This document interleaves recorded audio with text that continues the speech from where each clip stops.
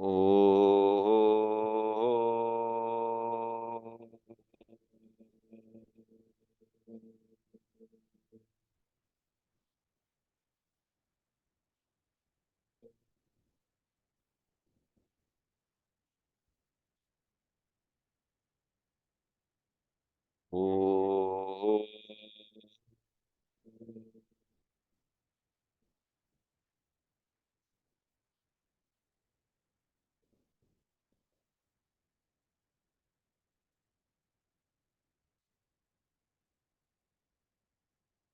अथ आचमनम्। ॐ अमृतोपस्तरणमसि स्वाहा। ॐ अमृतापिधानमसि स्वाहा। ॐ सत्यं यशः श्रीर्मयि श्रीः श्रयतां स्वाहा। आचमन के उपरांत अंग स्पर्श करेंगे। ओम वाङ्म आस्यस्तु। ओम नसोर्मे प्राणोऽस्तु। ओम अक्ष्णोर्मे चक्षुरस्तु। ओम कर्णयोर्मे श्रोत्रमस्तु। ओम बाह्वोर्मे बलमस्तु। ओम ऊर्वोर्म ओजोऽस्तु। ओम अरिष्टानि मेंगानि तनुस्तन्वा में सह सन्तु। शरीर के सभी अवयवों के ऊपर अंगों के ऊपर जल का छिड़काव पवित्रीकरण शुद्धिकरण की प्रक्रिया के उपरांत परमपिता परमात्मा का वेद मंत्रों के माध्यम से ईश्वर स्तुति प्रार्थना करते हुए हाथ जोड़ करके पूरे श्रद्धा भाव भक्ति से युक्त होकर के हम ईश्वर स्तुति प्रार्थना उपासना करेंगे। अथ ईश्वरस्तुति प्रार्थनोपासना। ओम विश्वानि देव सवितर्दुरितानि परासुव यद्भद्रं तन्न आसुव।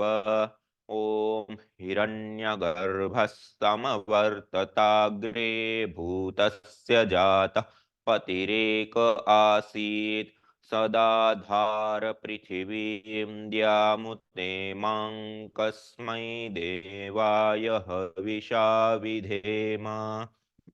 ॐ य आत्मदा बलदा यस्य विश्व उपासते प्रसिसंयस्य देवाः यस्य छायामृतं यस्य मृत्युः कस्मै देवाय हविषा विधेम। यः प्राणतो निमिषतो महित्वैक इद्राजा जगतो बभूव य ईशे अस्य द्विपदश्चतुष्पदः कस्मै देवाय हविषा विधेम।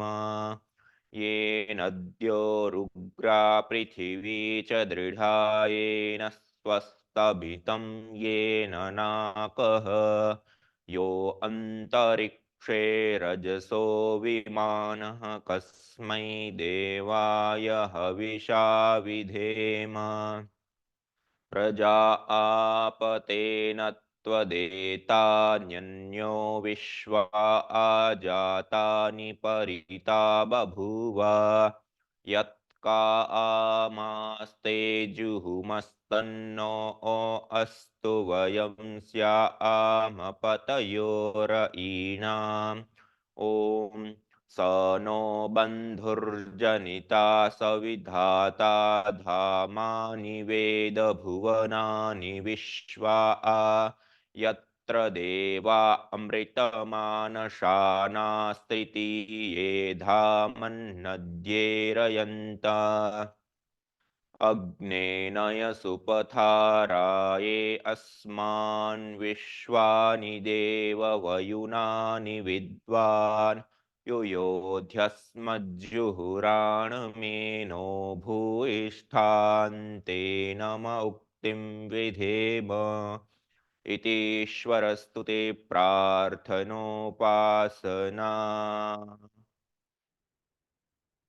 अब हम दीप प्रज्वलन करेंगे 3 महाव्याहृतियों का उच्चारण करते हुए और इस यज्ञानुष्ठान को आगे बढ़ाएंगे। इस प्रकार से प्रतिदिन वेद मंत्रों के पाठ के साथ ईश्वर की स्तुति प्रार्थना उपासना, कभी समय कम है जल्दी से करना है तो उस समय हम विशेष रूप से गुरु मंत्र गायत्री मंत्र का अर्थ भावना पूर्वक उच्चारण करते हुए यज्ञानुष्ठान के अंदर प्रवेश कर सकते हैं। ईश्वर स्तुति और ये सारी जो क्रियाएं हैं, जो बड़े याग हैं, बड़े यज्ञ हैं, जो अनुष्ठानात्मक किए जाते हैं, उसमें अनिवार्य होता है। देव यज्ञ, दैनिक अग्निहोत्र जो हम करते हैं, उसके लिए ईश्वर स्तुति प्रार्थना उपासना आदि अनिवार्य अंग नहीं है, आपका ऐच्छिक अंग है, स्वैच्छिक अंग है कि आप उसको सम्मिलित कर भी सकते हैं और नहीं भी कर सकते हैं। इसी प्रकार पीछे में जो हम आहुतियां देते हैं उसमें आपो ज्योति रसोमृतम ब्रह्म भूर्भुव स्वरोम स्वाहा, यहां तक की जो आहुतियां हैं वो हमें अवश्य में वो कर्तव्य कर्म के रूप में देय है।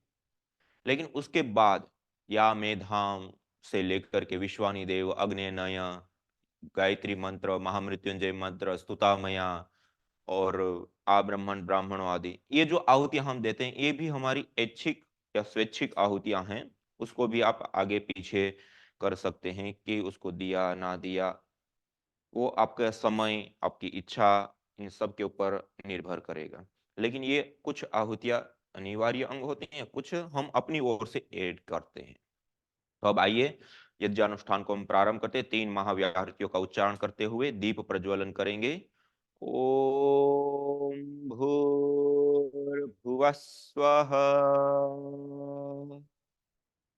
दीप प्रज्वलन के उपरांत अब श्रु के अग्रभाग में ऐसे कपूर रख लेते हैं और उस कपूर को इस दीपक के माध्यम से हम प्रदीप्त करेंगे।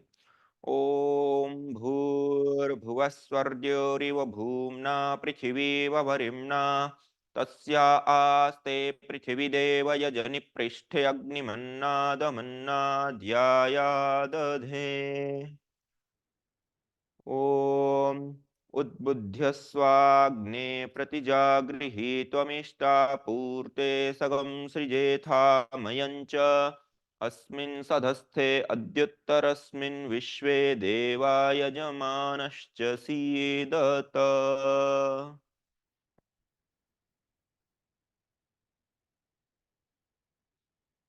अग्न्याधान के उपरांत अब समिधाधान। ओम अयंत इद्म आत्मा जातवेदस्तेनेभ्यः स्ववर्धस्व चेद्धवर्धय चास्मान् प्रजया पशुभिर्ब्रह्मवर्चसेनान्नाद्येन समेधय स्वाहा। इदमग्नये जातवेदसे इदन्न मम।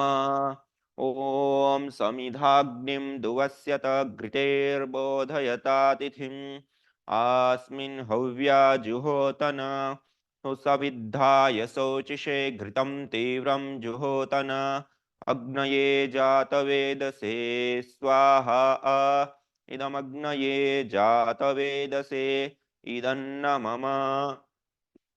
ॐ तन्त्वा समेद्भिरङ्गिरो घृतेन वर्धयामसि बृहच्छोचायविष्ठ्य स्वाहा। इदमग्नये अङ्गिरसे इदन्न मम। पंचघृत आहुति। ओम अयंत एद्म आत्मा जातवेदस्तेनेध्यस्वर्धस्व चेद्धवर्धय चास्मान् प्रजया पशुभिर्ब्रह्मवर्चसेनान्नाद्येन समेधय स्वाहा। इदमग्नये जातवेदसे इदन्न मम। ओम अयंत इद्म आत्मा जातवेदस्तेनेध्यस्वर्धस्व चेद्धवर्धय चास्मान् प्रजया पशुभिर्ब्रह्मवर्चसेनान्नाद्येन समेधय स्वाहा। इदमग्नये जातवेदसे इदन्न मम। ओम अयंत इद्म आत्मा जातवेदस्तेनेध्यस्वर्धस्व चेद्धवर्धय चास्मान् प्रजया पशुभिर्ब्रह्मवर्चसेनान्नाद्येन समेधय स्वाहा इदमग्नये जातवेदसे इदन्न मम ओम अयंत इद्म आत्मा जातवेदस्तेनेध्यस्वर्धस्व चेद्धवर्धय चास्मान् प्रजया पशुभिर्ब्रह्मवर्चस्तेनान्नाद्येन समेधय स्वाहा इदमग्नये जातवेदसे इदन्न मम। अब जल प्रोक्षण पहले वेदी के पूर्व दिशा में, फिर पश्चिम दिशा में, दक्षिण से उत्तर की ओर, फिर पश्चिम उत्तर दिशा में पश्चिम से पूर्व की ओर। ओम अदितेनुमन्यस्व ओम अनुमतेनुमन्यस्व ओम सरस्वत्येनुमन्यस्व ओम देवसवितः प्रसुवयज्ञं प्रसुवयज्ञपतिं भगाय दिव्यो गन्धर्वः केतपुः केतं नः पुनातु वाचस्पतिर्वाचन्नः स्वदतु। वेदी के चारों दिशाओं में ईशान कोण से प्रारंभ करके और ईशान कोण में दीपक के साथ कलश को रख देते हैं। अब आघारावाद्य भाग आहुति, 4 विशेष घी की आहुति। ओम अग्नये स्वाहा इदमग्नये इदन्न मम। ओम सोमाय स्वाहा इदं सोमाय इदन्न मम। ओम प्रजापतये स्वाहा इदं प्रजापतये इदन्न मम। ओम इंद्राय स्वाहा इदम इंद्राय इदन्न मम। अब हमारे पास जो जड़ी बूटियां औषधियां रखी हैं उनकी भी हम साथ साथ में अब आहुतियां प्रदान करेंगे। स्वाहा के साथ मंत्र से पहले ओम बोलते हैं तो हाथ में जड़ी बूटियां सामग्री और शुरू के अंदर घी लेते हैं। मंत्र के अंत में स्वाहा बोलते तो आहुति देते हैं। ओम सूर्यो ज्योतिर्ज्योतिः सूर्यः स्वाहा। ओम सूर्यो वर्चो ज्योतिर्वर्चः स्वाहा। ओम ज्योतिः सूर्यः सूर्यो ज्योतिः स्वाहा। ओम सजुर्देवेन सवित्रा सजुर्सुसेन्द्रवत्या जुषाणः सूर्यो वेतु स्वाहा। ओम भूरग्नये प्राणाय स्वाहा इदमग्नये प्राणाय इदन्न मम। ओम भुवर्वायवे पानाय स्वाहा इदं वायवे पानाय इदन्न मम। ओम स्वरादित्याय व्यानाय स्वाहा इदमादित्याय व्यानाय इदन्न मम। ओम भूर्भुवस्वरग्निवायवादितेभ्यः प्राणापानव्यानेभ्यः स्वाहा इदमग्निवायवादितेभ्यः प्राणापानव्यानेभ्यः इदन्न मम। ओम आपो ज्योतिरसोमृतं ब्रह्म भूर्भुवस्वरों स्वाहा। ओम या मेधां देवगणः पितरश्च उपासते तया मामद्य मेधयाग्ने मेधाविनं कुरु स्वाहा। ओम विश्वानि देव सवितर्दुरितानि परासुव यद्भद्रं तन्न आसुव स्वाहा। ओम अग्नेनय सुपथाराये अस्मान् विश्वानि देव वयुनानि विद्वान् युयोध्यस्मज्जुहुराणमेनो भूयिष्ठान्ते ते नम उक्तिं विधेम स्वाहा। ओम भूर्भुवस्वः तत्सवितुर्वरेण्यं भर्गो देवस्य धीमहि धियो यो नः प्रचोदयात् स्वाहा। ओम भूर्भुवस्वः तत्सवितुर्वरेण्यं भर्गो देवस्य धीमहि धियो यो नः प्रचोदयात् स्वाहा। ॐ भूर्भुवः स्वः तत्सवितुर्वरेण्यं भर्गो देवस्य धीमहि धियो यो नः प्रचोदयात् स्वाहा। ॐ त्र्यम्बकं यजामहे सुगन्धिं पुष्टिवर्धनम् उर्वारुकमिव बन्धनान् मृत्योर्मुक्षीयमामृतात् स्वाहा। ॐ त्र्यम्बकं यजामहे सुगन्धिं पुष्टिवर्धनम् उर्वारुकमिव बन्धनान् मृत्योर्मुक्षीयमामृतात् स्वाहा। ॐ त्र्यम्बकं यजामहे सुगन्धिं पुष्टिवर्धनम् उर्वारुकमिव बन्धनान् मृत्योर्मुक्षीयमामृतात् स्वाहा। ॐ स्तुता मया वरदा वेदमाता प्रचोदयन्तां पावमानि द्विजानाम् आयुः प्राणं प्रजां पशुं कीर्तिं द्रविणं ब्रह्मवर्चसं मह्यं दत्त्वा व्रजत ब्रह्मलोकं स्वाहा।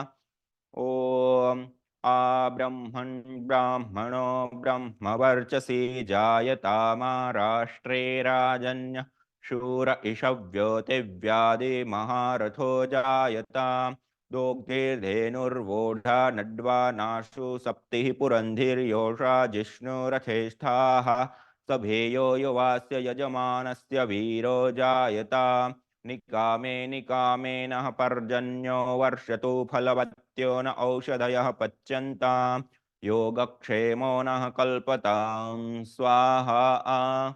इदं राष्ट्राय इदन्न मम। ॐ राष्ट्राय स्वाहा। इदं राष्ट्राय इदन्न मम। ॐ राष्ट्राय स्वाहा। इदं राष्ट्राय इदन्न मम।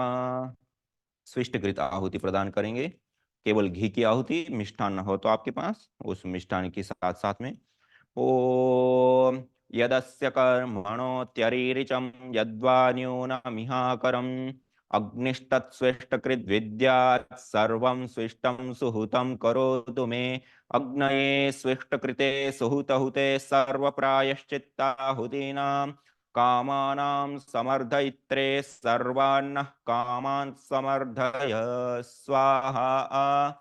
इदमग्नये स्विष्टकृते इदन्न मम। प्राजापत्य आहुति केवल घी की। ओम स्वाहा। इदं प्रजापतये इदन्न मम। ओम सर्वं वै पूर्णं स्वाहा। ओम सर्वं वै पूर्णं स्वाहा। ओम सर्वं वै पूर्णं स्वाहा।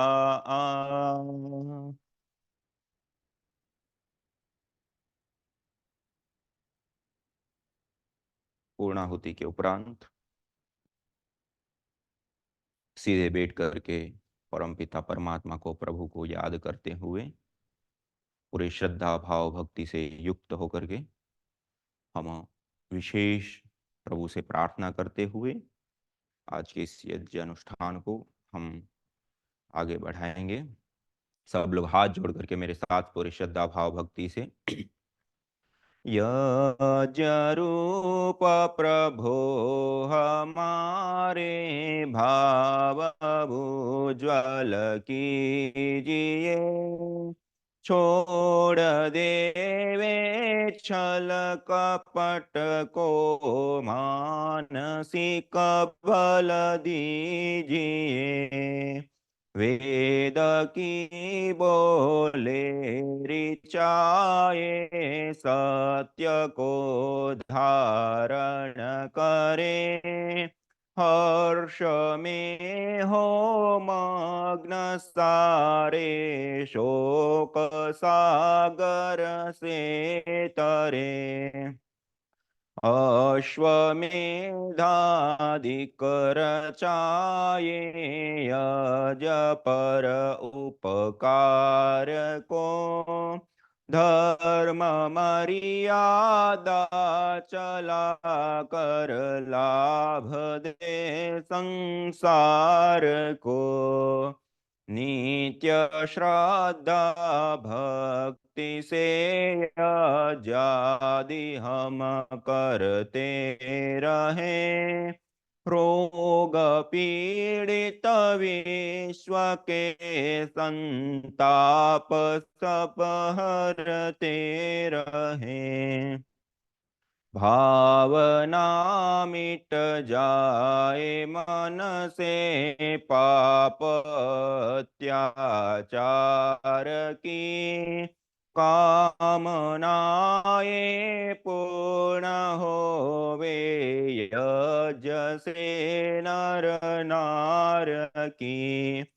लाभकारी हो हवन हर प्राणधारी के लिए।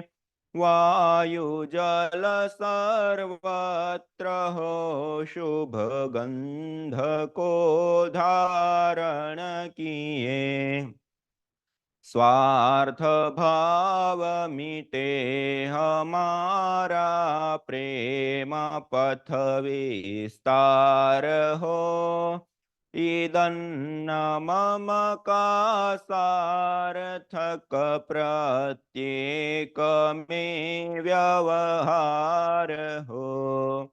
प्रेम रस में मग्न हो कर वंदना हम कर रहे। नाथ करुणा रूप करुणा आपकी सब पर रहे। पूजनीय प्रभु हमारे भाव उज्ज्वल कीजिए। छोड़ देवे छल कपट को मानसिक बल दीजिए। प्रभु आत्मिक बल दीजिए। आध्यात्मिक बल दीजिए। सर्वे भवन्तु सुखिनः। सर्वे सन्तु निरामयाः। सर्वे भद्राणि पश्यन्तु मा कश्चित् दुःखभाग् भवेत्। त्वमेव माताश्च पिता त्वमेव। त्वमेव बन्धुश्च सखा त्वमेव। त्वमेव विद्या द्रविणं त्वमेव। त्वमेव सर्वं मम देव देव। त्वमेव सर्वं मम देव देव। ओम शांति शांति शांति ओम। आज भोर के सत्र में हम सब लोगों ने यज्ञानुष्ठान संपन्न किया। आगे के क्रम में हम प्रतिदिन की भांति जिस प्रकार से यज्ञ संस्कार और उसके संबंध में विभिन्न प्रकार का ज्ञान विज्ञान आदि हम प्राप्त कर रहे हैं, उसी क्रम में आज हम 16 संस्कारों के क्रिया विधि विज्ञान और उसमें उसके अंतर्गत आने वाले मंत्र और उसमें जो विशेष भावनाएं हमें संप्रेषित की गई है मंत्रों के माध्यम से, आदि आदि विषयों को हम विशेष रूप से, जिस प्रकार कल हमने हमारे आदरणीय पूज्य श्रद्धेय हमारे प्रतिकुलपति जी के श्रीमुख से हम सब लोगों ने जाना था, ऐसे ही आज भी हम विशेष रूप से आगे के संस्कारों का क्रिया विधि विज्ञान मंत्रार्थ भाव आदि के विषय में हम विशेष रूप से जानेंगे। और ये हम सब लोगों का सौभाग्य है कि ऐसे आर्य जगत के सबसे बड़े विद्वान और उसके साथ साथ उनके श्रीमुख में स्वयं साक्षात सरस्वती का वास है, और उनकी विद्या तप हमें, जो सालों सालों तक उन्होंने विद्या के लिए तप किया है, उसका हमें कुछ ही घंटों में लाभ मिलने वाला है।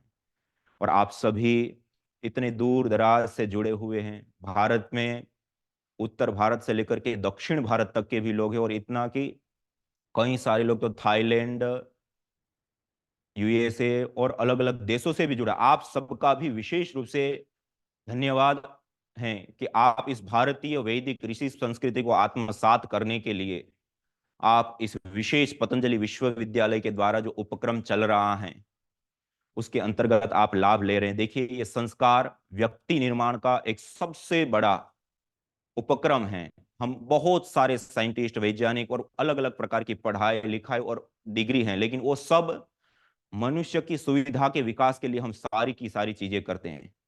लेकिन ये संस्कारों का एक ऐसा अनमोल कार्य है जो मनुष्य के स्वयं के विकास के लिए होता है, और उस विद्या को आप प्राप्त कर रहे हैं। और उस विद्या को प्राप्त कराने के लिए हम सब के बीच में हमारे पूज्य श्रद्धेय, हमारे यूनिवर्सिटी के प्रतिकुलपति जी, आदरणीय डॉक्टर महावीर अग्रवाल जी, हम सब लोगों के बीच में उपस्थित होंगे और हम सबको आशीर्वाद देंगे।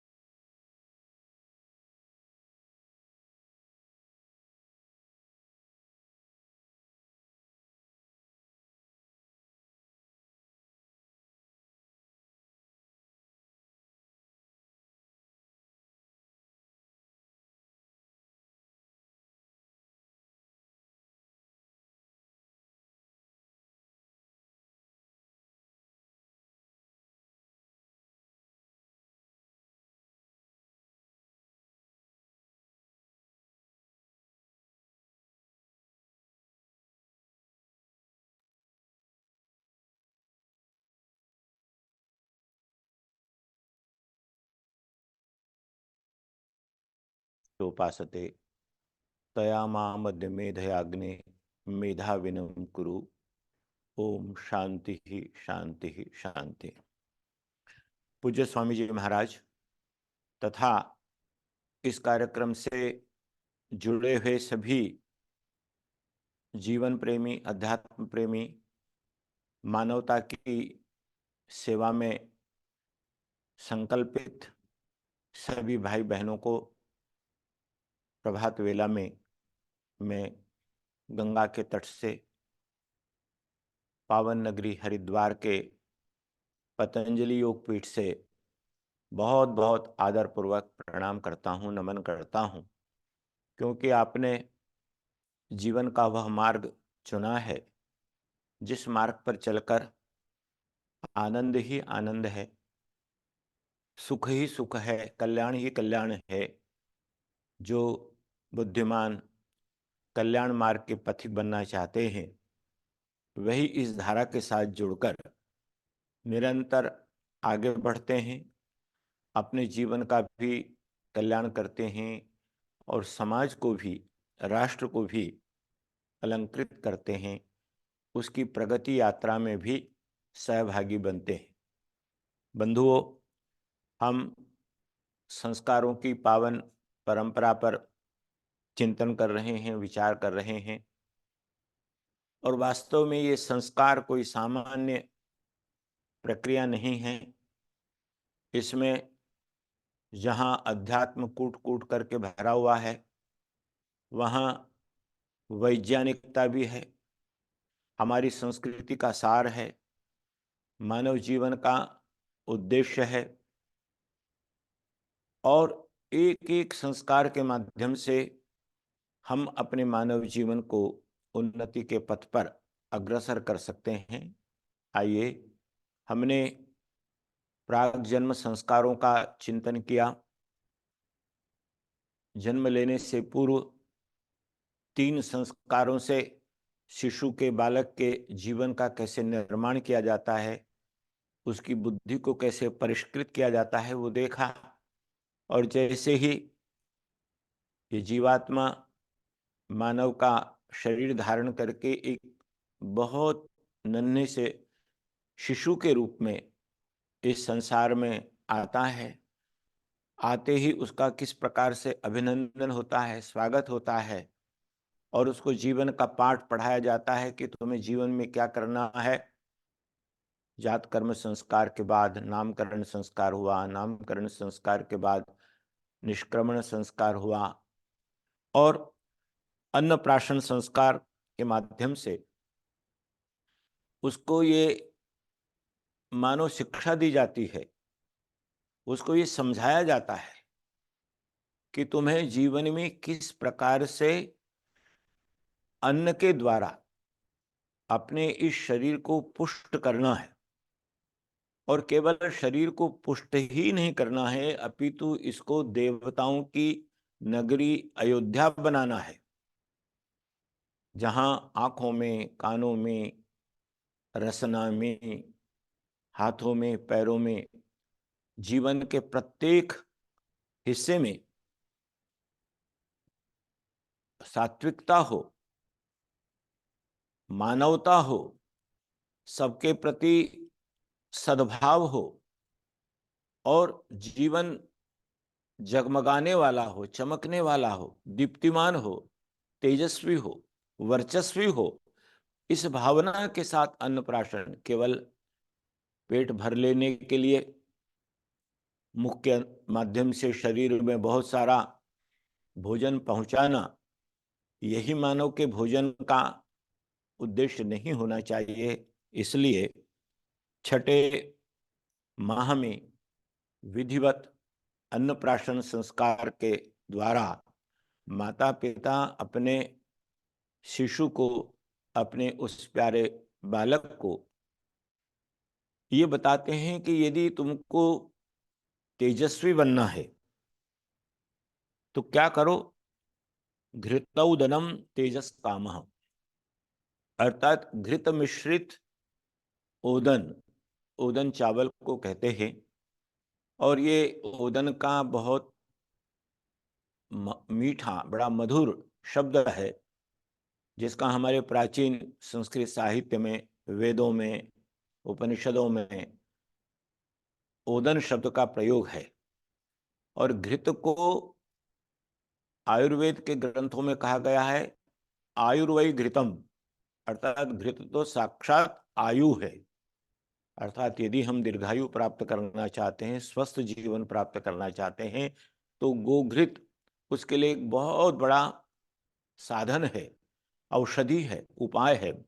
तो घृतौदनम तेजस कामः, अर्थात तेज की कामना करने वाला बालक घृत मिश्रित औदन का सेवन करे। और कहा दधि मधु घृत मिश्रितम अन्नम प्राशयेत, जिसमें दही है, मधु है और घृत है। यही मधुपर्क के रूप में जब विवाह संस्कार होता है तब कन्या पक्ष के द्वारा वर को मधुपर्क के रूप में घृत, दधी और मधु, इन तीनों को मिलाकर के दिया जाता है। घृत जहां दीप्ति देता है, कांति देता है, चमक देता है, मधु माधुर्य देता है और जो घृत है और दधी है, दधी स्वास्थ्य के लिए, उसकी जठराग्नि को दीप्त करने वाला, उसकी पाचन प्रक्रिया को ठीक करने वाला।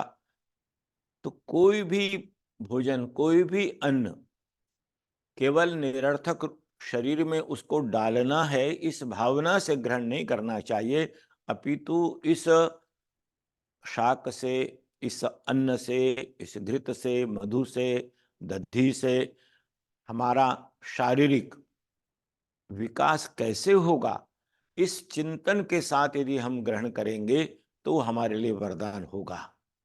बंधुओं, बहनों, आप सब जानते हैं कि मानव का ये शरीर पंच कोशों में बटा हुआ है।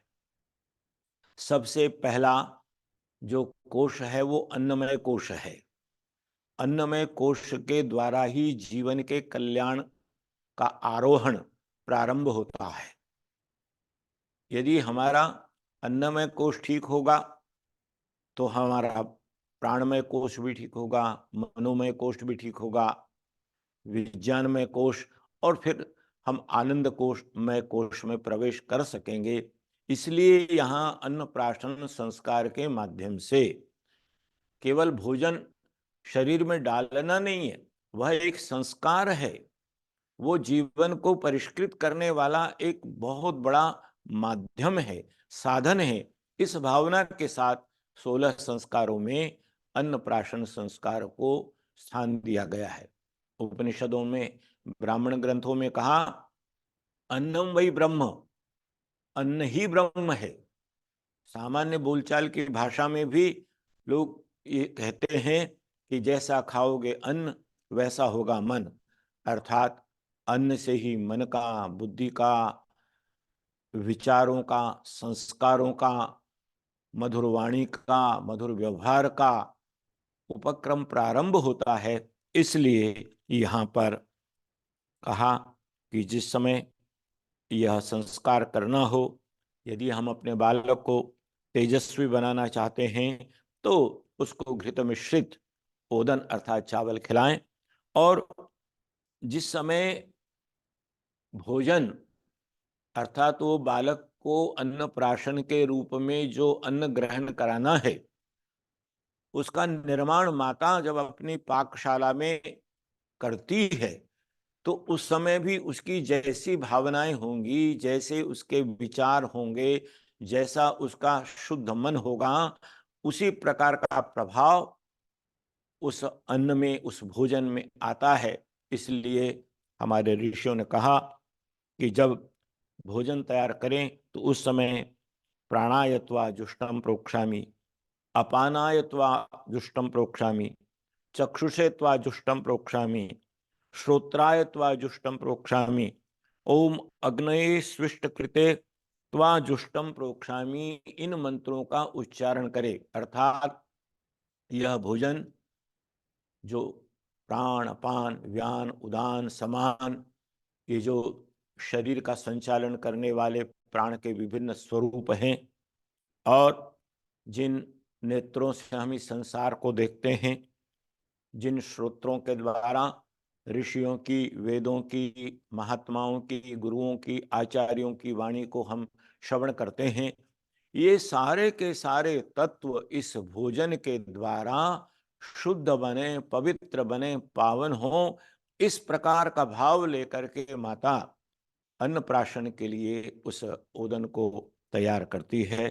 और जब यज्ञ स्थली में जाकर के, क्योंकि बिना यज्ञ के तो हमारा कोई संस्कार हो ही नहीं सकता, यज्ञ को संस्कारों के साथ हमारे ऋषियों ने, मनीषियों ने इस प्रकार से संबद्ध किया है, जिस प्रकार से शरीर और आत्मा का संबंध है। आत्मा के बिना शरीर का कोई अस्तित्व नहीं, और शरीर रूपी साधन के बिना आत्मा भी कुछ नहीं कर सकती। इसी प्रकार से भिन्न भिन्न संस्कारों की जो प्रक्रिया है वो चलती रहेगी, लेकिन उसके साथ साथ यज्ञ भी अनिवार्य है, अग्निहोत्र भी अनिवार्य है। क्योंकि अग्निहोत्र संपन्न करते समय जिन मंत्रों का विनियोग किया जाता है और उन मंत्रों में जो भावनाएं हैं, उन मंत्रों के द्वारा उस संस्कृत किए जाने वाले शिशु को, बालक को या मानव को ये संदेश दिया जाता है कि तुम्हारा यह संस्कार जो हम कर रहे हैं, इसके पीछे हमारा यह उद्देश्य है, हमारा यह लक्ष्य है कि तुम्हारा जीवन इन इन गुणों से, इन इन भावों से, इन उपलब्धियों से, प्रभु के इन वरदानों से परिपूर्ण होना चाहिए। यह भी उसको निरंतर हम बताते चलते हैं। जिस प्रकार से राष्ट्रीय, अंतर्राष्ट्रीय स्तर के मैच होते हैं, बड़ी बड़ी क्रीड़ाएं होती हैं, क्रिकेट हो, हॉकी हो, और उधर खिलाड़ी खेल रहे होते हैं मैदान में, लेकिन उसके साथ साथ उसकी कमेंट्री भी चलती है।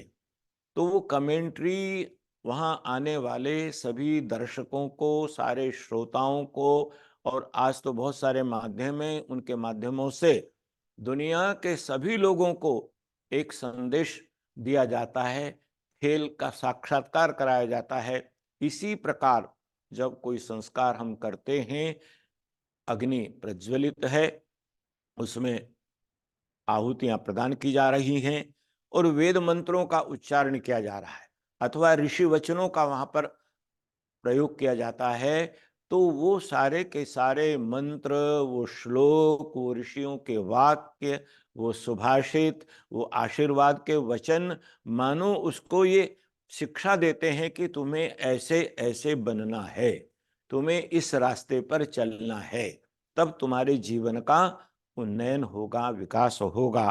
तो यहाँ पर यज्ञस्थली में ले जा करके और अग्नि प्राणायत्वा जुष्टम निर्वपामी, जिन मंत्रों का उच्चारण करते समय उदन को तैयार किया गया था, उन्हीं मंत्रों का उच्चारण करते हुए यज्ञाग्नि में आहुति दी जाती है। और उसके बाद इन मंत्रों का उच्चारण करते हुए उस बालक को वो भोजन, वो सात्विक भोजन, वह प्रेम से, वात्सल्य की भावना से भावित होकर के उसकी जननी ने, उसकी जन्मदात्री माँ ने जो भोजन तैयार किया है, वो धीरे धीरे उसको कराया जाता है। और उस समय आहुति जब दे रहे हैं, तब देवीं वाचम अजनयंत देवास ताम विश्वरूपा पशवो वदंती सानो मंद्रेशम ऊर्जम दुहाना धेनुर्वागस्मान उपसुष्टुतयतु। देखिए वाणी का महत्व, क्योंकि वाग इंद्रिय, इसका कार्य जो है वो दुगना है। वाणी जहाँ शब्दों का उच्चारण करती है, वहाँ वाणी के माध्यम से ही, रसना जिह्वा के माध्यम से ही हम भोजन को भी ग्रहण करते हैं। तो वाणी पवित्र हो, वाणी अमृत वचनों का उच्चारण करने वाली हो, जिसके साथ हम वाग व्यवहार कर रहे हैं, उसको हम अपने वाक के द्वारा सुख प्रदान कर सकें, आनंद प्रदान कर सकें, अपने हृदय में व्याप्त प्रेम की अभिव्यक्ति कर सकें। इसलिए कितना प्यारा ये मंत्र है, देवीं वाचम अजनयंत देवा। देवता दैवी वाक का अजनयंत अर्थात उसका उच्चारण करते हैं, उसका प्रयोग करते हैं, दैवी वाक का ही व्यवहार करते हैं। उनकी वाणी में कोई अपशब्द नहीं होता, कोई कटु शब्द नहीं होता, कोई दुख प्रदान करने वाला, कष्ट प्रदान करने वाला शब्द नहीं होता, अपितु प्रत्येक वाक्य, वाक्य का प्रत्येक शब्द और शब्द का प्रत्येक वर्ण वो दिव्यता से ओतप्रोत होता है। ऐसी वाणी का वो प्रयोग करते हैं। और सानो मंद्रेशम ऊर्जम दुहाना, कहते हैं ऐसी जो वाणी है वो मंद्रम, ईशम, ऊर्जम, दुहाना, अर्थात मंद्र जो मदि हर्षे, हर्ष प्रदान करने वाली हो, जो ईशम, ईशम अर्थात अन्न आदि को देने वाली हो, ऊर्जम, ऊर्जा को, शक्ति को, प्राण शक्ति को देने वाली हो, इस प्रकार की वाणी का प्रयोग हम करें। और इस प्रकार के भावों से युक्त होकर इन मंत्रों के द्वारा आहुतियां दी जाती हैं। और उसके बाद फिर उस अन्न में पुष्कल मात्रा में घृत मिला करके ओम प्राणेन अन्नम अशीय स्वाहा, अपानेन गंधान अशीय स्वाहा, चक्षुषा रूपाणि अशीय स्वाहा, श्रोत्रेण यशो अशीय स्वाहा। कितना महान चिंतन है हमारे वैदिक ऋषियों का।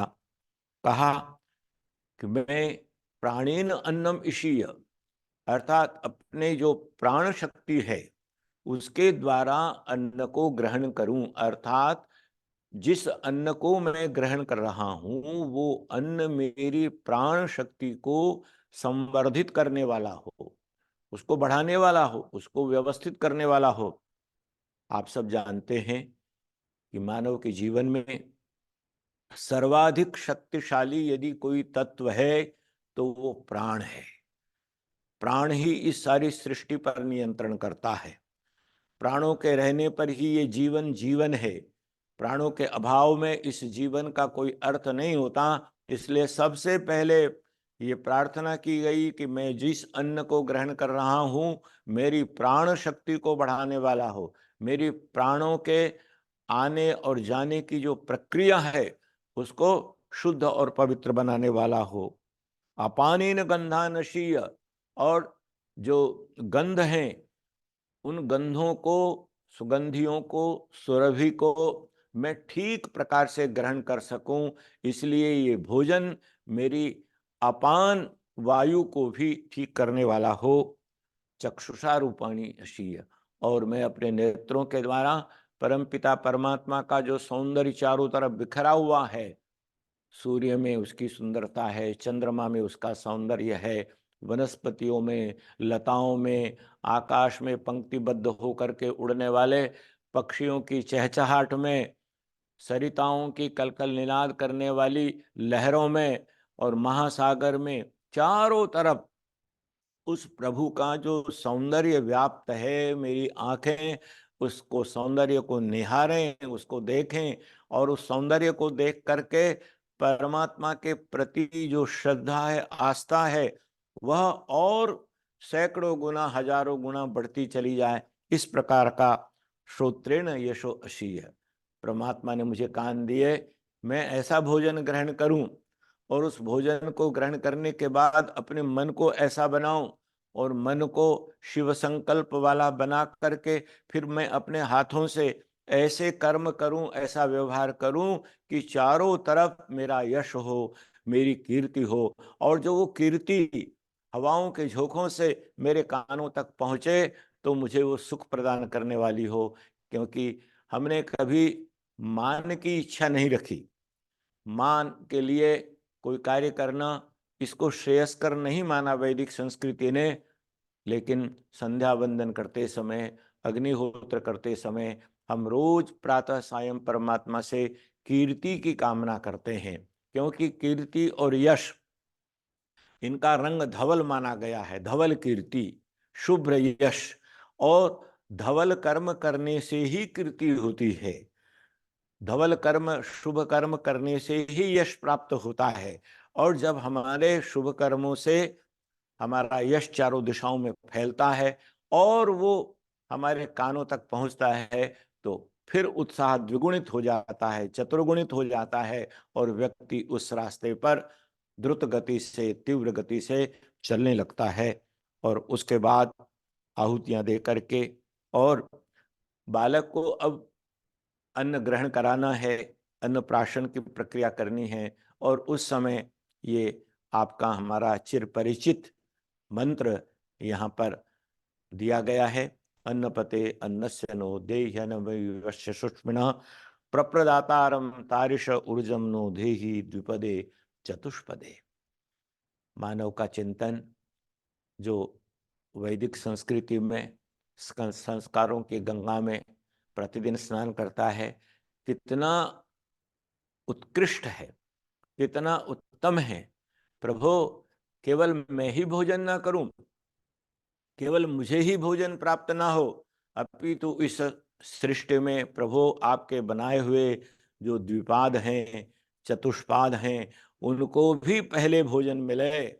सबके साथ मिलकर के मैं भोजन करूं, मैं अकेला भोजन न करूं। इसलिए हम जब भोजन कर लेते हैं उसके बाद जिस मंत्र का हम उच्चारण करते हैं, उसमें भी प्रभु से कहते हैं केवलाघो भवति केवलादि। जो केवल अकेला खाता है वो भोजन अन्न को ग्रहण नहीं कर रहा है, अपितु अघा पाप को भक्षण करने वाला होता है। तो इसी पवित्र भावना के साथ इस मंत्र का उच्चारण करते हुए बहुत प्रेम के साथ सात्विक भावों से निर्मित वह जो घृत मिश्रित भोजन है, चावल है, ओदन है, उसको माता पिता अपने हाथों से बहुत धीरे से उस बालक की जिह्वा पर रखते हैं और फिर उसको आशीर्वाद दिया जाता है, तुम अन्नपतिर अन्नादो वर्धमानो भूयः। अर्थात ये तुम्हारे शरीर को स्थूल बनाने वाला सिद्ध ना हो, बल्कि तुम्हारी भावनाओं को, तुम्हारे संस्कारों को, सद्विचारों को निरंतर वृद्धि प्रदान करने वाला हो। इस भावना के साथ, इस आशीर्वाद के साथ अन्नप्राशन की ये विधि संपन्न होती है। और अन्नप्राशन संस्कार के बाद जिस संस्कार का क्रम आता है उसको चूड़ा कर्म संस्कार कहा जाता है।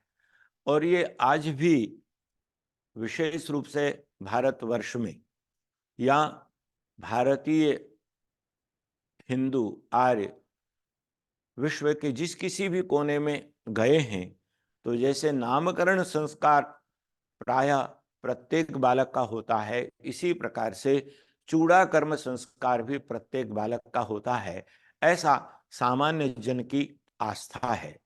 और इसको संस्कारों के क्रम में भी ऋषियों ने बड़ा महत्वपूर्ण स्थान दिया है और कहा है तृतीय वर्षे चौलम। अर्थात बालक जब तीसरे वर्ष में प्रविष्ट कर लेता है तो उस समय चूड़ा कर्म संस्कार, जिसे चौल संस्कार भी कहते हैं, केश छेदन संस्कार भी कहते हैं, इसको संपन्न करना चाहिए। ये संस्कारों का जो क्रम है वो जिस जिस प्रकार से शरीर का संवर्धन होता है, शरीर आगे बढ़ता है, आयु आगे बढ़ती है और शारीरिक रचना, मानसिक रचना, बौद्धिक स्तर, इनमें जैसे जैसे परिवर्तन आता है, उस परिवर्तन को, उस वृद्धि को ध्यान में रख करके इनका काल निर्धारित किया गया है। तो अब कुछ समय के बाद बालक को धीरे धीरे विद्या ग्रहण करने की ओर अग्रसर होना है, उसको अपना बौद्धिक विकास तेजी के साथ करना है। इसलिए उसकी पृष्ठभूमि के रूप में, उसकी भूमिका के रूप में इस चूड़ा कर्म संस्कार का विधान किया गया है और वो तीसरे वर्ष में करने का ऋषियों ने निर्देश दिया है। जो पवित्र दिवस हो, पवित्र नक्षत्र हो, पवित्र वार हो, पवित्रता का यहाँ अभिप्राय मुझे ऐसा लगता है कि जिस दिन घर में सब प्रकार की प्रसन्नता हो, किसी प्रकार का कोई मनोविकार, कोई शारीरिक विकार, कोई चिंता न हो, परिवार के सारे सदस्य आनंदित हों, ऋतु भी अच्छा हो, वातावरण अच्छा हो, ना गर्मी हो अधिक, न सर्दी हो, ऐसे समय में प्रसन्नता के साथ इस संस्कार का आयोजन करना चाहिए। मन दुखी होगा, परिवार में किसी प्रकार का कोई कष्ट होगा और कोई चिंता होगी, ऐसे समय में संस्कार के किए जाने से जो वांछित लाभ है उस संस्कार के द्वारा वो हमको प्राप्त नहीं हो सकेगा। इसीलिए कहा कि जो पवित्र दिवस हो उस दिन यज्ञ वेदी को सजाएं, अग्निहोत्र के लिए अग्नि को प्रदीप्त करें, स्वस्ति वाचन, शांतिकरण, ईश्वर स्तुति, प्रार्थना, उपासना आदि जो नित्य कर्म की हमारी विधि है उसके अनुसार अग्नि को प्रज्वलित करके और उसमें आहुतियां दें। और यह विशेष रूप से नापित अर्थात नाई, जिसके द्वारा बालक का चूड़ा कर्म संस्कार किया जाना है, उसको भी उद्देश्य करके कुछ मंत्रों का विनियोग किया गया है। बालक की त्वचा कोमल है, अभी 2 वर्ष से अधिक का बालक है, तीसरे वर्ष में चल रहा है। कहीं उसके मस्तिष्क में किसी प्रकार की कोई हानि न हो। और हानि 2 प्रकार की बंधु हो। एक हानि तो है कि किसी प्रकार का कोई घाव, कोई चोट, कोई क्षति उसको स्थूल रूप से, और दूसरा उस सिर के अंदर हम कल्पना करते हैं कि हमारा मस्तिष्क होगा, तो उस मस्तिष्क को, जो ज्ञान का केंद्र है, उसको किसी भी प्रकार की हानि न हो, वहां किसी प्रकार की क्षति न हो, कोई विकार न हो, कोई कमी न आए, इस बात को भी ध्यान में रख करके और हम नापित से मंत्रोच्चारण करते हैं। पहले पिता बालक के चूड़ाकर्म की प्रक्रिया को प्रारंभ करता है और जो दुर्वा घास उसको ला करके रखता है। 4-5 पात्रों में 4-5 प्रकार के अन्नों को रखता है।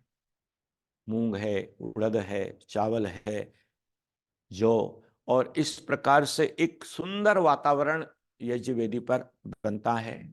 और उसके बाद पिता जो उष्ण जल है, एक पात्र में शीतल जल है, दोनों जलों को मिलाता है और मिलाते समय मंत्र का उच्चारण करता चला जाता है। और प्रत्येक मंत्र के उच्चारण में ये है कि ये शीतल जल, ये उष्ण जल, ये दोनों मिलकर के इस बालक के स्वास्थ्य का संवर्धन करने वाले हों। किसी भी प्रकार का इसको कष्ट न हो। अधिक शीतल जल से भी कष्ट हो सकता है, अधिक उष्ण जल से भी उसको हानि हो सकती है। इसलिए दोनों जलों को मिलाना, ये क्रिया इस संस्कार के अंतर्गत है। और इसी प्रकार से दुर्वा के साथ उसके बालों को मिला करके और पिता कैंची से या किसी उस्त्रे से, किसी साधन से उनको काटता है।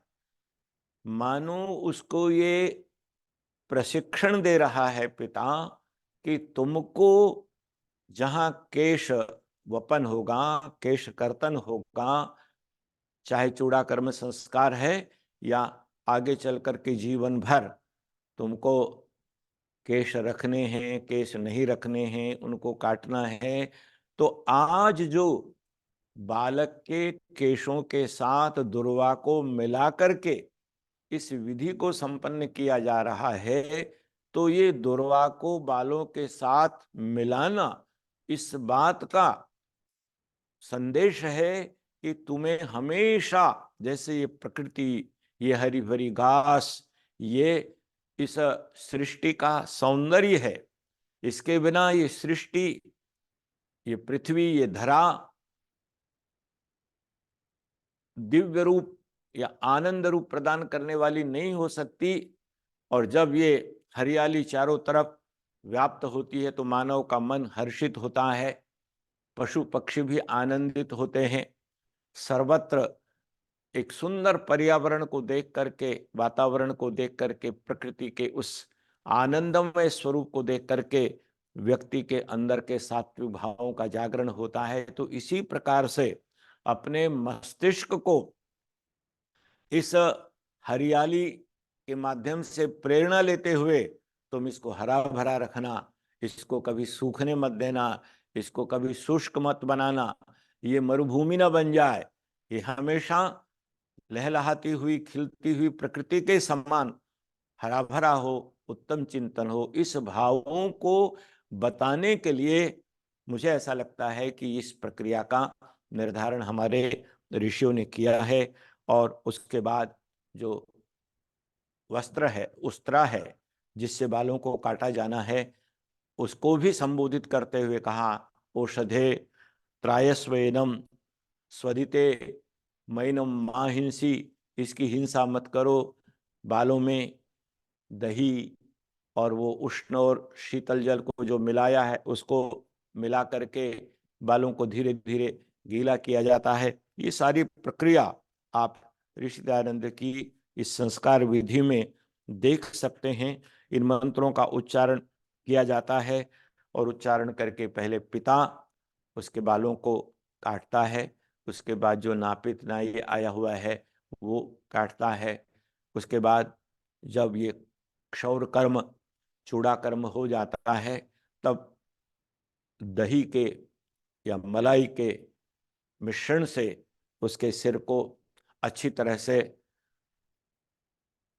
सिक्त किया जाता है, अभिषिक्त किया जाता है, जिससे कि चूड़ा कर्म करते समय यदि कोई क्षति उसकी त्वचा को हुई हो तो उसको तत्काल ठीक कर लिया जाए।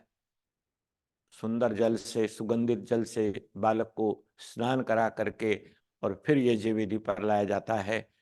वहाँ उपस्थित सभी बंधु, पारिवारिक जन, स्नेही जन, विद्वत जन उस बालक को आशीर्वाद देते हैं और आशीर्वाद देते हुए जिन मंत्रों का उच्चारण किया गया है वो मंत्र भी बहुत ही सात्विक भावों से परिपूर्ण हैं। त्रायुषम जमदग्ने कश्यपस्य त्रायुषम यद्देवेषु त्रायुषम तन्नो अस्तु त्रायुषम। अर्थात परमात्मा तुम्हें दीर्घायु बनाए, तुम्हारी बुद्धि को पवित्र बनाए, तुम्हारे विचारों को सुविचार बनाए, तुम्हारे संस्कार सुसंस्कारित हों, तुम्हारा जीवन सुजीवन बने। इस प्रकार के अत्यंत स्नेह सिक्त शब्दों के द्वारा वहाँ उपस्थित पारिवारिक जनों का, संबंधी जनों का, विद्वानों का, सन्यासियों का, महात्माओं का जो आशीर्वाद उस बालक को प्राप्त होता है वो जीवन भर उसको सन्मार्ग पर प्रेरणा देने वाला होता है, उसके जीवन को शुभ बनाने वाला होता है। तो ये चूड़ा कर्म संस्कार, इसको आज अनेक रूप दिए गए हैं, लेकिन मैं आज इस कार्यक्रम के माध्यम से आप सबसे निवेदन करना चाहूँगा कि इसके लिए किसी दूर स्थान विशेष पर जाने की कोई आवश्यकता नहीं है। ना हिमाचल में जाने की आवश्यकता है, न राजस्थान में भटकने की आवश्यकता है, ना किसी गंगा के तट पर जा कर के इस संस्कार को करने से कोई विशेष लाभ होता होगा, ऐसा सोचने की आवश्यकता है। अपितु आप जहाँ निवास करते हैं, जो आपका सदन है, उसी को देव सदन बनाएं, उसी को यज्ञीय भूमि बनाएं, वहीं पर वेदी रचाएं, उसी स्थान पर विद्वानों को निमंत्रित करें जो इसने वेद का अध्ययन किया हो, जो संस्कारों की पावनी परंपरा को ठीक प्रकार से जानता हो, प्रसन्न मन से, शुद्ध मन से आया हो। ऐसे विद्वज्जनों, पुरोहितों, आचार्यों की पावन उपस्थिति में अपने घर को ही देव सदन मानते हुए वहां पर इस संस्कार को कराएं तो हमको विशेष प्रकार के आनंद की, स्नेह की अनुभूति होगी और वही इस संस्कार का मुख्य उद्देश्य है। तो हमने ये देखा कि चूड़ा कर्म संस्कार किस प्रकार से हमारे जीवन के लिए कल्याण करने वाला, बालक के जीवन को उत्थान की ओर अग्रसर करने वाला है।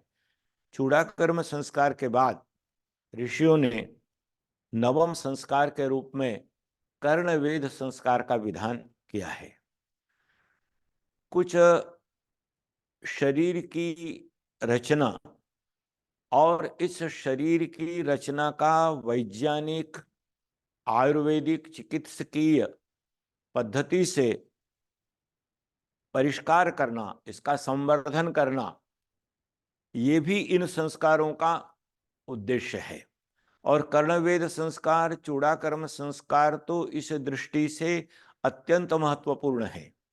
चूड़ा कर्म संस्कार करते हुए जो माता के गर्भ से बालक का जन्म हुआ और जो केश गर्भ में रहते हुए शिशु को प्राप्त हुए, उन केशों का कर्तन करके, उन केशों को हटा करके और दूसरे शुद्ध केश आए और इनका सीधा संबंध हमारी बुद्धि के साथ होता है, तो बुद्धि की पावनता, विचारों की महनीयता, यह इसका सबसे बड़ा उद्देश्य है। क्योंकि हम जिस मंत्र को महामंत्र कहते हैं, गायत्री मंत्र, उसमें यही प्रार्थना की गई है, धियो यो नः प्रचोदयात्, अर्थात प्रभो हमारी बुद्धियों को पवित्र करो।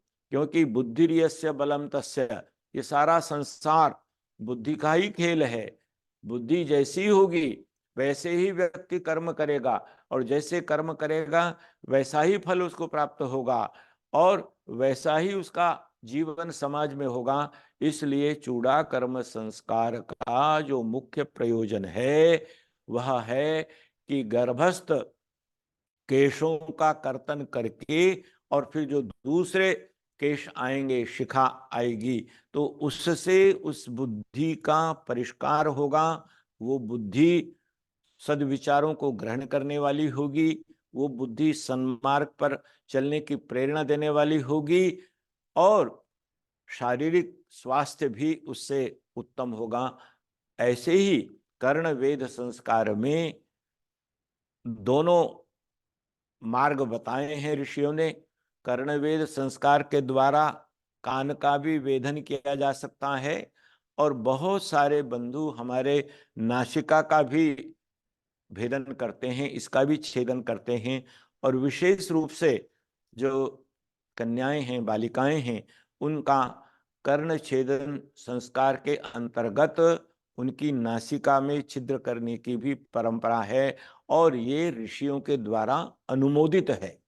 ये ऋषियों की जो पद्धति है उससे भिन्न नहीं है, अपितु उसी के अंतर्गत है कानों का भी। क्योंकि कान का संबंध हमारे पूरे शरीर के साथ होता है, और जब कर्ण छेद या नासिका छेद होता है तो उससे शरीर में रक्त का प्रवाह, शारीरिक स्वास्थ्य, आयुर्वेद के विद्वानों ने, ऋषियों ने ये बताया है कि इससे अनेक प्रकार के जो रोग हैं, अनेक प्रकार की हानि की जो संभावनाएं हैं, उन संभावनाओं से व्यक्ति की, बालक की रक्षा होती है। और इसलिए यहाँ पर ये कर्ण वेद संस्कार का उल्लेख किया गया है।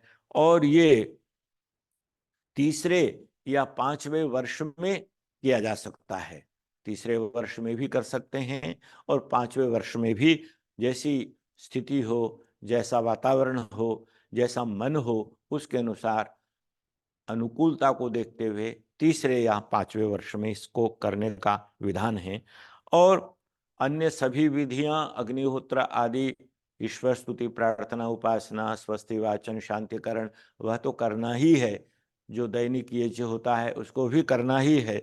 लेकिन यहाँ विशेष रूप से जिस मंत्र का विनियोग किया गया है वो भद्रम कर्णे भी शृणुयाम देवः, भद्रम पश्येमाक्षभिर्यजत्रा, स्थिरैरंगैर्तुष्टुवांसः, तनुभिर्व्यशेमहि देवहितं यदायुः। ये बड़ा पवित्र और बड़ा प्रसिद्ध मंत्र है वेद का।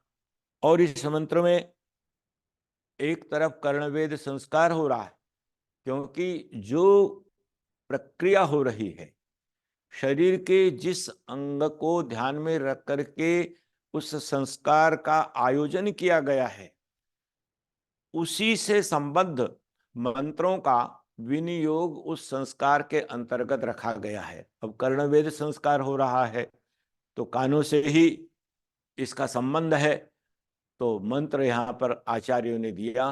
क्योंकि आचार्यों का, हमारे वैदिक मनीषियों का जो चिंतन होता है वो सर्वथा वेदानुकूल, समयानुकूल, जीवन के अनुकूल, परिस्थिति के अनुकूल होता है।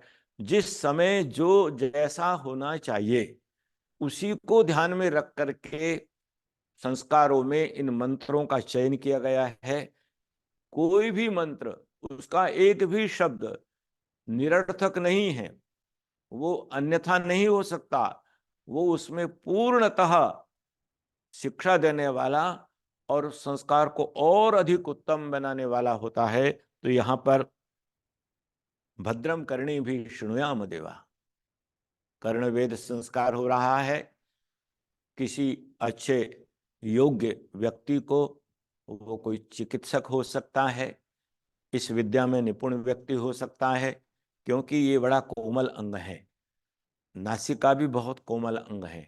वैसे तो शरीर के प्रत्येक अंग का अतुलनीय महत्व है, उसका कोई मूल्य नहीं हो सकता, उसकी कोई कीमत आकी नहीं जा सकती, उसके महत्व को शब्दों में बांधा नहीं जा सकता। इसलिए प्रत्येक अंग को ध्यान में रख करके जब चूड़ा कर्म हो रहा है तो मस्तिष्क का ध्यान, जब कर्णवेद संस्कार हो रहा है तो उसके कान किस लिए हैं, परमात्मा ने कर्ण किस लिए दिए हैं, श्रोत्र का क्या महत्व है, इसका क्या वैशिष्ट्य होना चाहिए, इसको ध्यान में रख करके भद्रम कर्णे भी शृणुयाम देवा। प्रभु, या यहाँ यज्ञशाला में उपस्थित देवो, देव उसको कहते हैं देवो दानाद्वा दीपनाद्वा द्योतनाद्वा द्युस्थानो भवती इति वा विद्वांसो वै देवा। अनेक प्रकार से देव शब्द की व्याख्या की गई है, जो संसार को देते रहते हैं, जो अपने चरित्र से, अपनी विद्या से, अपनी साधना से जगमगाते रहते हैं, दीप्तिमान रहते हैं। और जो विद्वान हैं, जिन्होंने विद्या रूपी मधु का पान किया है, जिन्होंने आचार्यों के चरणों में बैठ करके हमारे पूज्य स्वामी यज्ञदेव जी महाराज की तरह से इस गंगा में प्रतिदिन प्रातः सायं स्नान किया है, और जो सारी दुनिया को उसी में स्नान कराने के लिए संकल्पित हैं, ऐसे विद्वानों को, ऐसे सत्पुरुषों को यहाँ देवता कहा गया है। तो कहा, हे देवो, आप हमें आशीर्वाद देने के लिए आए हैं, हम आपसे प्रार्थना करते हैं कि आप हमें ऐसा आशीर्वाद दीजिए कि हम कर्णे भी भद्रम शृणुयाम, हम अपने कानों से सदा भद्र ही सुने, भदी कल्याणे, कल्याण करने वाले ही वचन सुने। कभी वेद के मंत्र हमारे कानों में आए, कभी उपनिषदों के अमृत वाक्य हम श्रवण करें, कभी गीता के श्लोकों को सुन करके अपने जीवन का कल्याण करें, कभी हम विद्वानों के जीवन का निर्माण करने वाले सदुपदेशों को ग्रहण करके अपने जीवन को बनाएं। तो भद्रम करने भी शृणुयाम देवा, भद्रम पश्येम, हम कभी अभद्र न देखें। कुछ लोग कहते हैं कि तीन बंदर, और वो तीन बातें कहते हैं कि कानों से कोई बुरी बात मत सुनो, अपने मुख से बुरी बात मत बोलो, और अपने आँखों से बुरा मत देखो। लेकिन इसको यदि पलट दिया जाए कि अपनी आँखों से अच्छा ही अच्छा देखो, अपने कानों से भद्र ही भद्र सुनो, और अपनी वाणी से, अपनी रसना से भद्र ही बोलो, तो सकारात्मक चिंतन होना चाहिए। नकारात्मकता की अपेक्षा सकारात्मकता जीवन के लिए अधिक कल्याण करने वाला मार्ग है। तो इसलिए यहाँ अभद्र न सुने ये नहीं कहा, अपितु भद्रम शृणुयाम, हम भद्र को ही सुने। हर समय कहीं ना कहीं से, किसी न किसी रूप में हमारे कानों में मधुर वाक्य, अमृत वाक्य, भद्र वाक्य, कल्याण करने वाली वाणी प्रविष्ट होती रहे। और भद्रम पश्येम, हम भद्र को देखें। इस संसार में इतना भद्र है, इतना कल्याण है कि यदि मानव की दृष्टि प्रातःकाल उठ करके पूर्व दिशा में उदित होते हुए सूर्य को, और सूर्य की वो रश्मियां सारे अंधकार को दूर करती हैं, उनको देखना प्रारंभ कर दे, मानव अपने नेत्रों से परमात्मा के द्वारा बनाए हुए नाना प्रकार के पेड़ पौधों को, लताओं को, वनस्पतियों को, वृक्षों को देखना प्रारंभ कर दें, तो उसका मन जहाँ प्रसन्नता से भर जाएगा, वहाँ सात्विकता से भी ओतप्रोत होगा। प्रसन्नता और सात्विकता, प्रेम, ये सारे के सारे तत्व जब जीवन में मिल जाते हैं तो वह जीवन का वास्तविक आनंद प्राप्त होता है। कहते हैं स्थिरैरंगई, अपने अंगों को स्थिर रख करके, अर्थात आसन लगा करके, ठीक प्रकार से आसन पर बैठ करके, और तुष्टवांसहा, अर्थात परमा की स्तुति करते हुए, उसकी गीत गाते हुए, उसकी महिमा को, उसकी दयाओं को, उसकी कृपाओं को, उसके आशीर्वाद को स्मरण करते हुए, उसकी स्तुति करते हुए, देवहितम यदायुः अष्टुमहि, अर्थात जो देवों के लिए हितकर आयु है, केवल 70 साल के हो गए, 80 साल के हो गए, 90 साल के हो गए, इतना ही जीवन का लक्ष्य नहीं है। जहां हम परमात्मा से प्रार्थना करते हैं कि हम 100 वर्ष तक जिए, तो 100 वर्ष तक जीने का मतलब ये है कि हम शुभ कर्म करते हुए, परोपकार करते हुए, मानवता का कल्याण करते हुए, दूसरों का हित सिद्ध करते हुए जिए। तो इस प्रकार से देवहितम यदायु तद व्यशेम ही, उसको हम प्राप्त करें।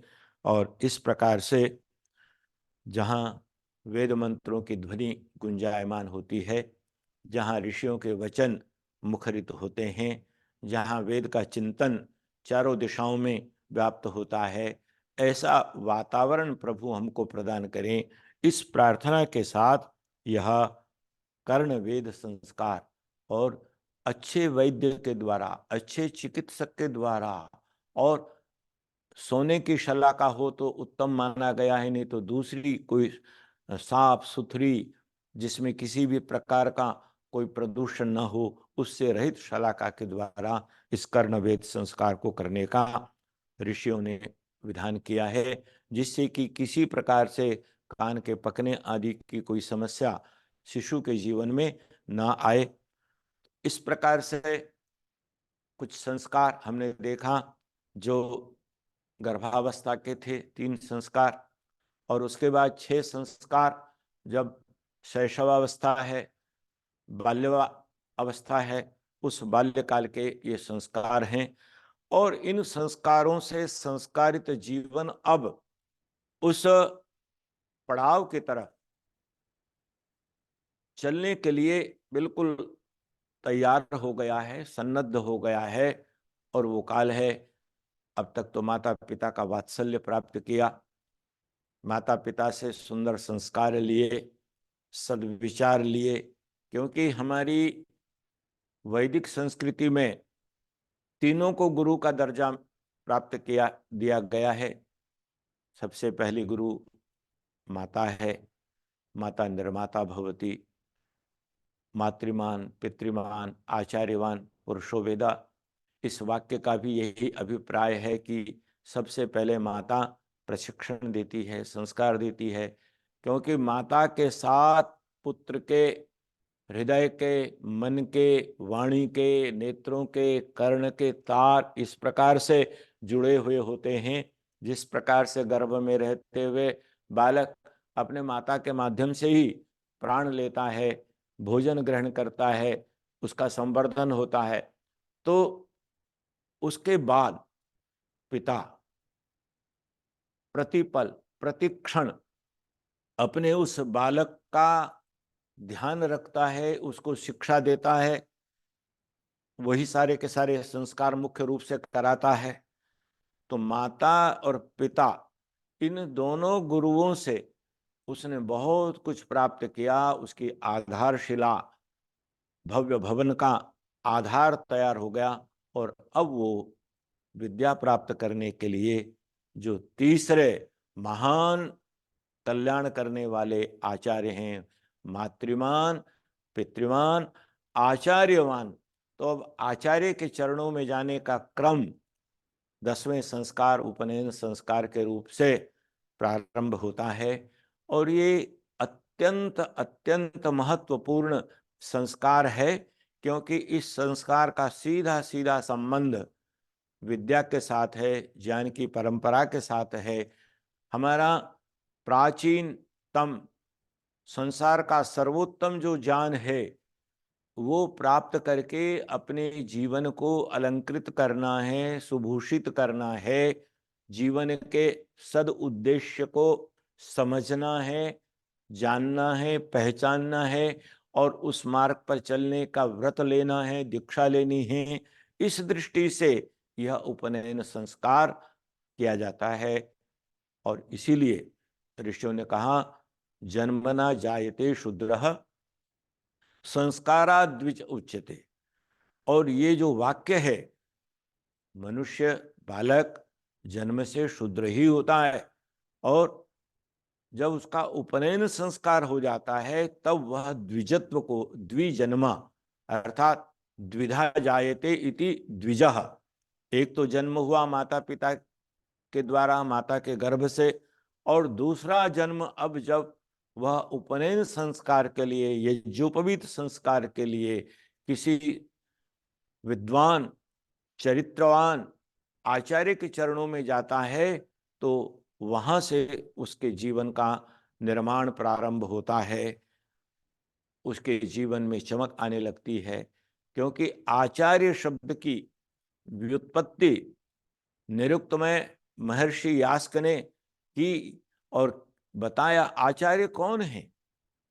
केवल वस्त्रों से कोई आचार्य नहीं होता, केवल लिखने मात्र से कोई आचार्य नहीं होता, केवल डिग्री प्राप्त कर लेने से भी कोई आचार्य नहीं होता, बल्कि कहा है आचार्य आचारम ग्राहयति आचिनोति अर्थान आचिनोति बुद्धिम इति वा।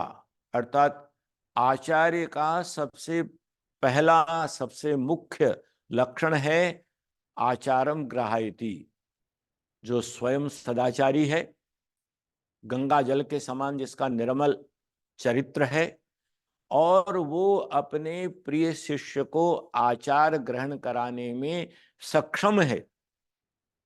आचार वही ग्रहण करा सकेगा जिसका अपना आचरण अच्छा होगा। जो स्वयं दुर्विचारों की, दुराचार की दलदल में फंसा हुआ है, ऐसा व्यक्ति कभी भी अपने शिष्य के चरित्र का निर्माण नहीं कर सकता। आचिनोति अर्थान, जो वेद मंत्रों के अर्थों को या जीवन का जो अर्थ है, जीवन का जो लक्ष्य है, उसको अच्छी प्रकार से जानता है, और वो अपने प्रिय ब्रह्मचारी के मन और मस्तिष्क में उन सद्विचारों को, इन सद अर्थों को स्थापित करने की क्षमता रखता है। आचिनोति बुद्धिमिति वा, और उसकी बुद्धि का परिष्कार करता है, बुद्धि को सुव्यवस्थित बनाता है। ऐसा जो विद्वान है उसको आचार्य कहा गया है। तो उपनयन संस्कार के लिए आचार्य के पास जाना, या ऐसे महान आचार्य को अपने आवास पर बुला करके और उसी प्रकार से अग्निहोत्र आदि करते हुए, इस संस्कार की बड़ी सूक्ष्म विधि है, और हम इस पर आगे के क्रम में विचार करेंगे कि उपनयन संस्कार, जिसको यज्ञोपवीत संस्कार, जिसको जनेऊ संस्कार भी कहा जाता है, और आज भी बहुत सारे परिवारों में यदि बाल्यावस्था में यह संस्कार नहीं हो पाता है तो विवाह से पहले उसको यज्ञोपवीत दिया जाता है, उपनयन संस्कार किया जाता है। क्योंकि माना जाता है कि बिना उपनयन संस्कार के, बिना यज्ञोपवीत धारण किए हुए उसको विवाह करने का भी अधिकार नहीं है। इस बात को ध्यान में रखते हुए अनेक परिवारों में, अनेक सामाजिक जीवनों में इसको विवाह से पूर्व देने की भी एक परंपरा चल रही है। लेकिन यहाँ पर जो ऋषियों ने विधान किया है, अष्टमे वर्षे ब्राह्मणम उपनयेत, जो ब्राह्मण कुल में उत्पन्न शिशु है उसका 8वें वर्ष में उपनयन संस्कार होना चाहिए। एकादशे क्षत्रियम, 11वें वर्ष में क्षत्रिय का होना चाहिए। द्वादशे वैश्यम, 12वें वर्ष में वैश्य का होना चाहिए।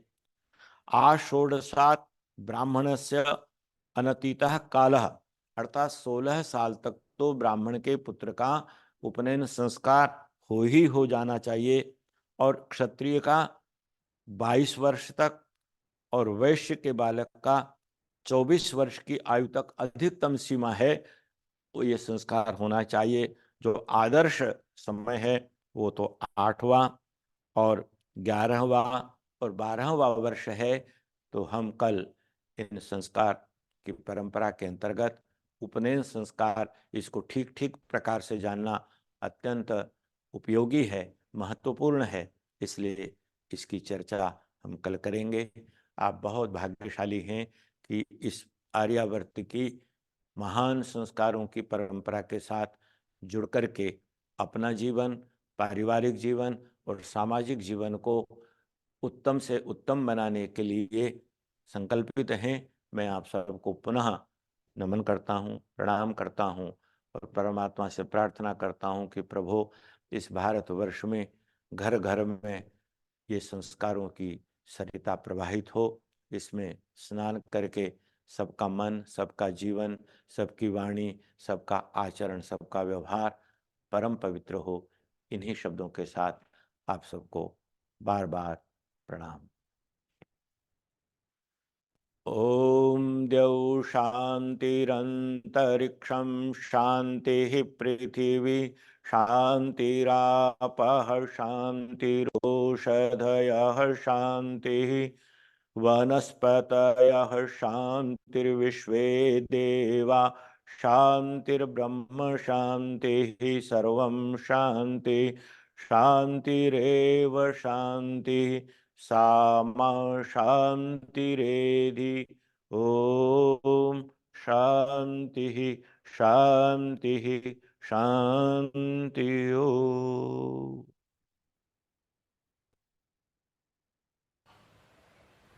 योगम एकम न संन्यसेत। देखो, योग, यज्ञ, दानम, तपस्यैव पावनानि मनीषिणाम्। ऐसे तो अलग अलग सृष्टि के तत्व हैं, उनकी बहुत महिमा कही है हमारे शास्त्रों में, लेकिन सारे पुण्यों के अयम यज्ञो विश्वस्य भुवनस्य नाभि, the nucleus soul of this universe, सारे इस ब्रह्मांड के पुण्यों का ये बड़ी बात है। अब ये बात जो है वैज्ञानिक रूप से तो थोड़ी मैं प्रमाणित कर सकता हूँ, लेकिन आध्यात्मिक रूप से, भावनात्मक रूप से इसकी इतनी महिमा है। सारे संसार के पुण्यों का जो केंद्र है, जो नाभि है, वो यज्ञ को कहा है। ये इतनी बड़ी बात है। अब इसके पीछे कितने तत्व हैं? हमारे जीवन की यात्रा अनादि है, किसी को तो नहीं पता कब से सृष्टि और कब से जीवन शुरू हुआ। जीवन की और जगत की यात्रा अनादि है और अनंत है, और ये सारी यात्रा का जो संचालक तत्व है, संवाहक तत्व है, वो पुण्य है। और उन सारे जीवन और जगत के सारे जो पुण्य हैं, उनका आधारभूत तत्व ये यज्ञ है। अब कितनी बड़ी बात है। कुछ लोग समझते हैं कि इसमें हमने कुछ हवा डाल दिया, इससे क्या होगा। तो मैं इसके 4-5 पहलू थोड़ा सा कहता हूं। जैसे ये मानवीय सृष्टि हमें दिखती है, और इस सृष्टि के साथ साथ मनुष्य, इतर सूक्ष्म जीव, वो तो हमारे ही शरीर में सूक्ष्म जीव करीब 4 से 5 ट्रिलियन तो हमारे यहाँ गले से लेकर के और पेट तक रहते हैं। 4 से 5 ट्रिलियन सूक्ष्म जीव जो हमारे को जीवन देते हैं। उनको अंग्रेजी में गेट गुड बैक्टीरियाज कहते हैं। अच्छे ऐसे जीव जो हमको जीवन देते हैं। और अंगुली जितनी जगह में टेकते हैं, उतनी जगह में अरबों खरबों सूक्ष्म जीव हैं। जितनी सृष्टि हमें दिख रही है, इससे अनंत गुना, इसलिए 1000, 2000, 10,000 ऐसा कुछ, उसकी करोड़ गुना ऐसे कह नहीं सकते। जितनी सृष्टि हमें आंखों से दिख रही है, जिसको पूज्य महाराज जी जो उपनिषदों में कहा कि द्व्यभाव ब्रह्मण रूप मूर्तम च मूर्तम चेत ब्रह्म विदः वदन्ति, कि भगवान का ये सारी सृष्टि जो सगुण साकार रूप है और इसके पीछे जो निर्गुण निराकार रूप है, ऐसे रोज ध्यान में जो पाठ करते हैं, भगवान के विश्वमय और विश्वातीत रूप का हम ध्यान करते हैं तो ये जो विश्वमय जो सृष्टि है, इसके सारे घटकों का पोषण योग से होता है। किसी पेड़ को कोई बीमारी लगी हो, वहां हवन कर दो और यज्ञ की राख का, हवन की राख का उस पर जो भस्म है उसका छिड़काव कर दो। खेती में हमने ये प्रयोग किए, जहां जो है यज्ञ होता है जिस खेती के पास, और उसकी जो भस्म है उसमें कुछ और थोड़े तत्व मिला करके छिड़काव कर दिया जाए। कोई ये कीटाणु के जीवाणु नाशक जो अलग अलग प्रकार के जो जहर हम खेतों में डाल रहे हैं, किसी की जरूरत नहीं। ये प्रयोग किया हुआ तत्व बता रहा हूं, शास्त्र का पढ़ा हुआ तो अलग है, प्रयोग किया हुआ तत्व बता रहा हूं। अभी महाराज जी ये तो पेड़ पौधों की चिकित्सा और उसके ऊपर जो होने वाली बीमारी, यज्ञ से ना जो जीवनीय तत्व है वो बढ़ जाता है।